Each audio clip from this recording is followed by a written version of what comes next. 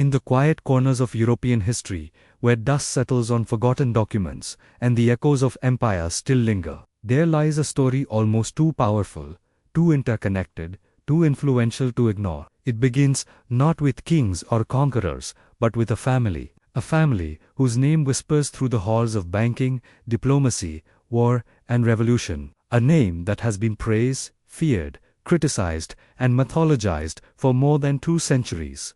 Rothschild.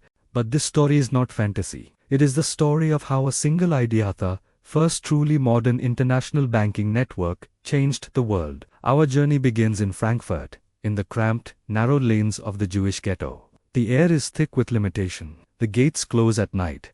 Opportunities are scarce, and the outside world is watched through barred windows. And yet, inside one modest home, a vision is forming. A vision belonging to a man named Meyer Amschel Rothschild. With a keen eye for trade, an obsession with detail, and an uncanny ability to read people, Meyer begins collecting rare coins, dealing with wealthy nobles, and earning the trust of European elites. But it is what he does next that sets the foundation for a financial empire like no other. He trains his 5 sons not just to trade, but to observe, to calculate, to understand human behavior, and to build relationships across borders. Each son becomes a strategic extension of Meyer's mind. And then, like pieces of a grand chess move, he sends them out across Europe, London, Paris, Vienna, Naples, and Frankfurt.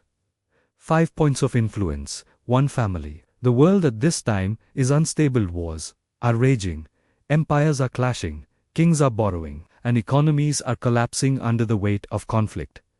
But instability, to the Rothschilds, is not chaos. It is opportunity. Information becomes the family's greatest weapon. While armies move on horseback and governments wait weeks for news, the Rothschilds build the fastest communication network in Europe. Riders, couriers, ships, coded messages. News reaches them before it reaches kings. And in a world where information is power, they become powerful. As the Napoleonic Wars spread across Europe, nations begin to drown in the cost of battle. Governments need money. Not tomorrow, not next week, but now. And no traditional bank can provide funds that quickly or with such reliability. Except the Rothschilds. One of Meyer's sons, Nathan Rothschild, in London, becomes the critical force. With nerves of steel and a mind wired for risk, Nathan begins funding Britain's war efforts. He moves gold across borders with breathtaking precision, outmaneuvering enemies, spies, and hostile governments. Every shipment, every coded message, every secret meeting is a thread in a financial web stretching across the continent. Then comes the moment that cements their legend, the Battle of Waterloo. Nathan knows that whoever learns the outcome first, before the newspapers, before the markets, will have the power to shape the financial world. And so, through his rapid messenger network, he receives the news of Napoleon's defeat hours before anyone else. Standing in the London Stock Exchange, surrounded by speculation and fear, he makes a move that shocks the crowd. He begins quietly selling his government bonds. Traders panic, believing Britain has lost. Prices plummet, and then when the market is almost ruined, Nathan buys everything back at a fraction of the cost. The next morning, the government officially announces Britain's victory. The value of Nathan's newly purchased bonds skyrockets. Whether every detail of this story unfolded exactly this way is debated, but its impact on financial mythology is undeniable. This moment becomes the symbol of the Rothschilds' power, information, speed, and precision, turning uncertainty into absolute control. As Europe rebuilds after the war, the Rothschilds are everywhere. They finance railways, stabilize currencies, support governments in crisis, and help negotiate peace treaties. Kings and prime ministers turn to them not only for money, but for advice. Their network becomes the invisible backbone of European economic development. But beyond wealth, beyond influence, lies something deeper: trust. The Rothschilds never default. They never break a promise. In an age of political instability, they offer certainty, and certainty is priceless. Yet their rise also brings suspicion.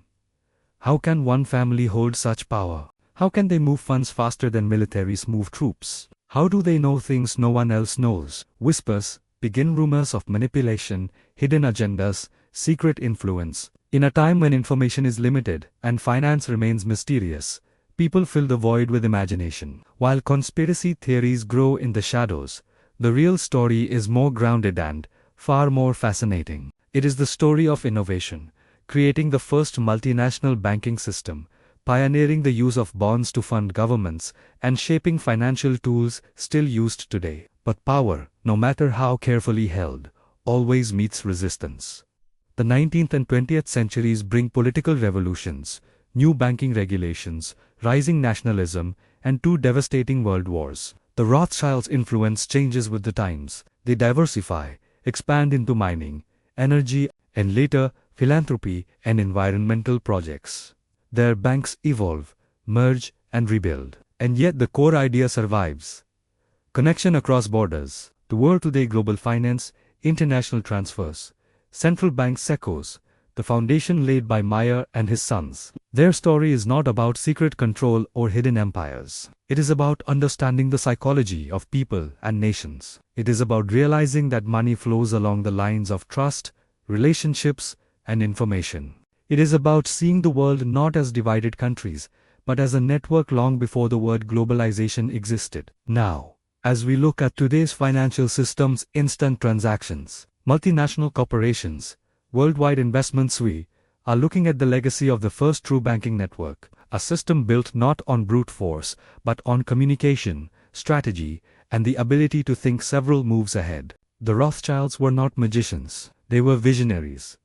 They were not puppet masters. They were architects of a new financial reality, a reality in which information moves faster than armies, trust outweighs borders, and the world's economy becomes a single, interconnected organism. The story of the Rothschild family reminds us of something profound, that power often hides not in crowns, armies, or thrones, but in the quiet calculations of those who understand how the world truly works. It reminds us that history is shaped not only by battles and kings, but by networks, ideas, and strategies that operate behind the curtains of public events. And as long as money continues to move, as long as nations borrow, invest, and trade, the influence of the world they helped create will never fully disappear. The whispers may continue, the myths may grow, but beneath all of it remains the undeniable truth. A family in a cramped Frankfurt ghetto built a system that changed the world forever.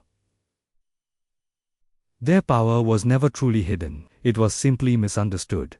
Thank you for watching. If you found this story as fascinating as we did, be sure to subscribe and hit the bell icon for more deep dives into the hidden forces that shape our world. We'll see you in the next one.